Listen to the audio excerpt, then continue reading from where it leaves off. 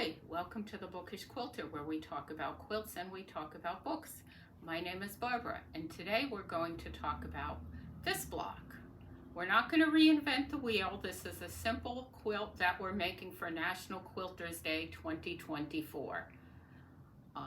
The quilt is sometimes called Indian Hatchet, other times called Exquisite. It's truly a very exquisite little quilt, especially if you work it up in tiny sizes. This is a 2-inch square block. This is a 1-inch square block. Very easy to make no matter what size you do, and easy to scale to any size you want. For simplicity's sake, I'm going to show you on a 6-inch finished size block. And just to show you relative sizes, finishes at 6, this finishes at 4. You can make them as large or small as you want. I'm going to start with this. You need background fabric. In this case, I'm just using plain muslin. I cut a square 6 1/2 inches. That's the finished size plus 1/2 inch. I then divide the finished size by 2 and add 1/2 inch. So 6 divided by 2 is 3 plus 1/2 inch.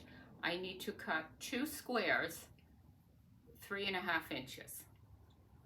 I'm then going to draw a diagonal line from corner to corner down the wrong side of each square. I then pin my squares to opposite corners of the block. As you see here, notice how the diagonal line is going side to side. It's not going from the point down. I'm going to repeat with my other square. Once you do that, you're going to stitch on the line, not a 1/4 inch away, right on that line, and you're going to cut a 1/4 inch outside of that line to trim off both the backing and the square. So you're going to sew here, and you're going to cut a 1/4 inch this way and a 1/4 inch this way. You're then going to flip your seams out and press. And I'll show you on a sewing machine in a minute, but that's what it's going to look like. You make as many of these as you want, and you put them together all in a row. They're all facing the same way to make the exquisite block like this. This is sometimes also, I believe, called stretch stars, because you can see a 6-pointed star that looks stretched. It's a great leader and ender project. It's a great way to use up scraps, and even the little itty bitty ones are pretty simple to do. Now, if you want to go this small, you're going to cut your background squares 1 1/2 inch and your corner squares 1 inch. If you're going to do this size, your background square 2 1/2, your corner square 1 1/2. I'm going to stitch on my drawn line.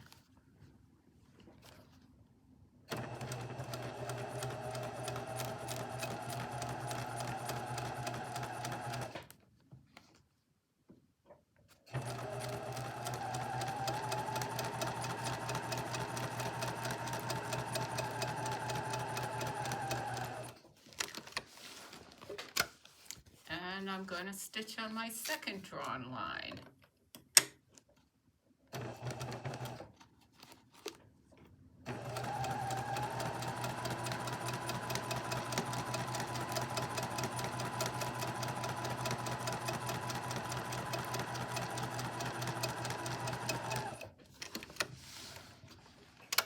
And I don't want to waste all this extra, so I'm going to make a bonus triangle by stitching about 1/2 inch from that original stitched line.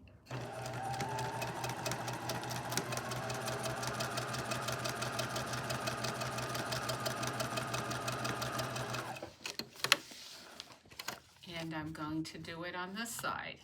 That's 1/2 inch towards the outside of that original line.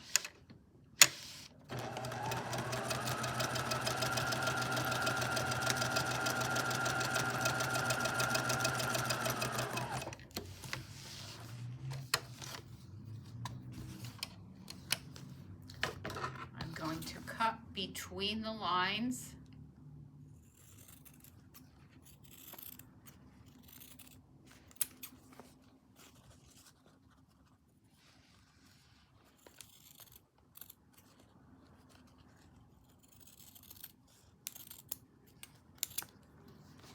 And I'm going to press this triangle back.